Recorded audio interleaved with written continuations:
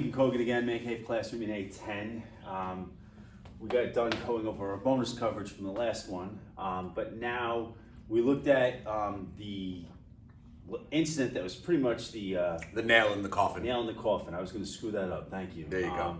So that bonus Armory incident really just ends Hoover as president, and probably one of the biggest blowouts in presidential history when he probably since Washington. Yeah, probably. So now we have a new president, Franklin Delano Roosevelt, native New Yorker, and we start by looking at this cartoon. Very similar to the one of Calvin Coolidge taking over from Warren Harding, inheriting all the troubles of and all the scandals of Harding's presidency. Very, very similar. So it's like, here's FDR, President Roosevelt.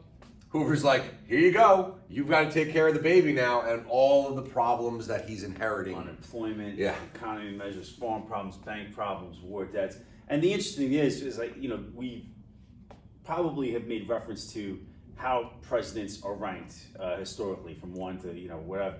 And, sometimes what happens is that the ones that fall towards the bottom as far as the worst presidents, usually who's followed, it has inherited such a mess where they usually rank like towards the bottom. Like Buchanan goes down as the worst. Who comes after it? Lincoln. Lincoln's usually in the top three. Hoover just did a phenomenal job as president during the Depression, and then FDR is usually. It reminds me of a great quote that I'm a big fan of. That the same hot water that softens a potato hardens an egg. Ooh. So it's like, Buchanan, hot water, he got soft. Lincoln, he got tough. Right. Same with Hoover. Hoover completely dropped the ball in the Great Depression years, and in comes FDR, a man who is always ranked in the top three of our nation's greatest presidents, depending on the historical perspectives. And the sad thing about this with Hoover is that he had such a phenomenal resume, track record going into it. Yep. And, because I was home bored yesterday, I was watching like this one particular video clip on Hoover, and, his granddaughter tries to carry on that legacy, and she's like, it's unfair that the guy lived until he was about 90, but yet his entire life is judged by 4 years. Yep. That's sometimes I guess you could say the negative effects of being president. Who was it? I think it was Jefferson. Hated being president so much, he left it off of his tombstone. Oh, wow. Yeah, that he came to resent being president.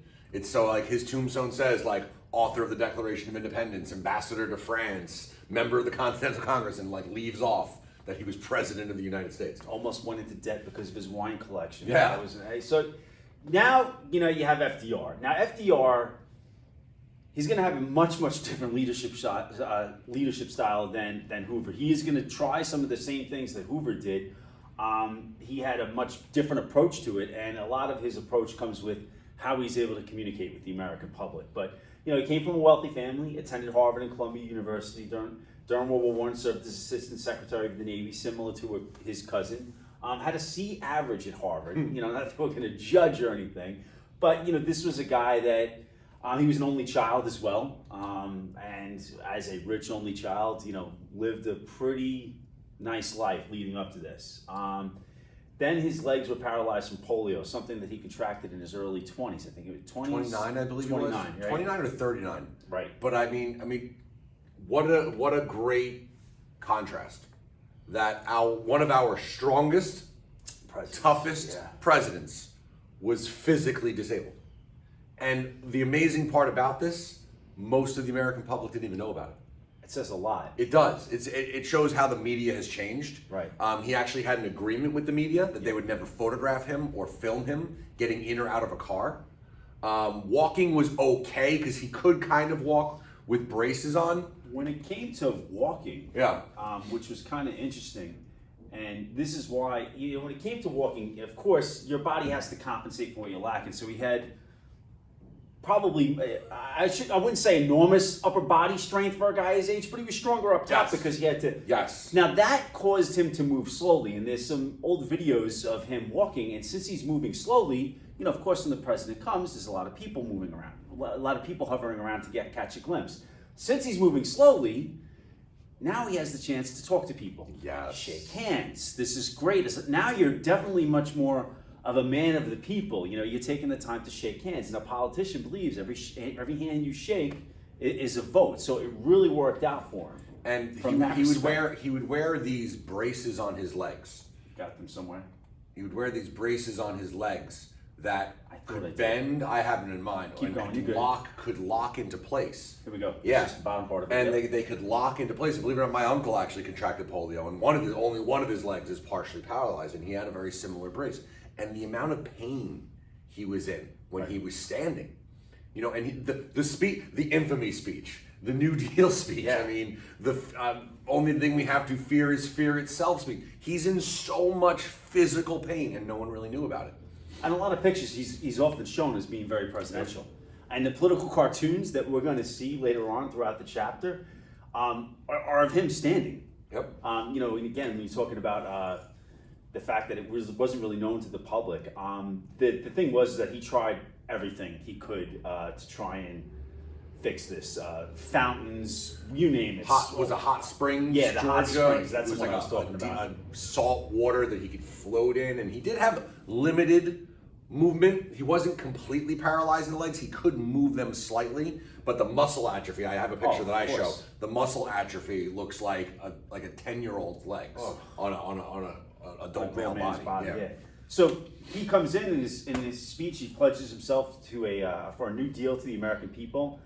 He wanted to do a couple things: help the jobless, poor farmers, and the elderly, and that happened to be a majority of the population. And he's taking that name from his cousin. I was just going to bring that Yeah, up. his cousin Theodore Roosevelt promised a square deal Right. to the American people, and it was a very successful program, policy in American history. So he's like, hey, we're going to pledge ourselves to a new deal to the American people. And interestingly, too, Theodore Roosevelt could not stand that FDR was a Democrat.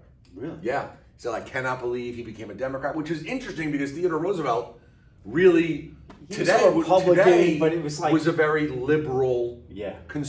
Republican. A lot of historians go, he was a Republican, but he was a Democrat. You know, Yeah. he was this. And the thing is, he grew up idolizing his cousin. I mean, here you go. You know, he was Yep. Assistant Secretary of the Navy. That was a Governor of position New York, that Theodore Roosevelt occupied before he resigned that position to go and fight in the Spanish-American War. The square deal, you know, you're going to see the New Deal used quite often in this unit. So he's borrowing some It things is his here. legacy. Yeah, I mean, it's interesting how you just follow somebody else's formula. You just put your own little personal touches onto it. When it comes to that, we did a lot of talking about how, you know, the public didn't know about this, and, you know, again, look at that. You know, the strategy of the cane, holding on to somebody, being able to move. You know, that he was often seen as presidential when we see him in political cartoons and even in pictures. So, first things first, you know, you have to solve the problems of the Great Depression. Not going to be easy. So he surrounds himself with nerds. Nerds who are great on economics. Not friends. Not He's not friends. Warren Harding. Not Warren You know, Harding. not the Ohio gang. It's Yep. like, all right, you're a college professor in economics. You get in here. Guess what? You're a part of the brain Yes. trust. Yes. Yeah, I know. It shows leadership of, all right, I don't know everything. Right. I'm going to surround myself with people who do. Right. And I'm going to make the most informed decisions I possibly can. So when we look at the causes of the Depression, we talked about the weak banks, overproduction, wages didn't keep up with prices, and the stock market crash. He realized that the first big thing you got to deal with is the banks. So he declares a bank holiday, closes all the banks for 4 days. They couldn't reopen until they could meet the needs of the depositors. And this became part of his Emergency Banking Relief Act. You know, only those with enough funds to meet depositors' demands could reopen. Wait a minute, Mr. Heek. Yeah. You're telling me Yeah. he's closing the bank for 4 days? Yep. But what if I want my money? I'm freaking out, dude. Yep. Why is he doing this? I'm completely gonna freak out if I'm an American citizen right now. Well, a lot of people already lost their money in Yes. banks. Yeah. You That's know, the and problem. now you're closing them for 4 days, and you're saying my bank can't reopen until it can meet the cash supply, the capital needs of its depositors? Right. Whoa, Mr. President. Yeah. I'm not really happy about this. Exactly. You better find a way to convince me that this is a good idea. So he's going to use what he has available to him, the radio. Yep. When we look at how presidents communicate, of course today is Twitter, and you can make your jokes on that as well. But you know, when you look at how he communicates, he uses the radio to his advantage. So much, in fact, that you know a lot of other presidents kind of followed it. I mean, the presidents will put out their Saturday radio address. They still do. They still do. It was something that died out.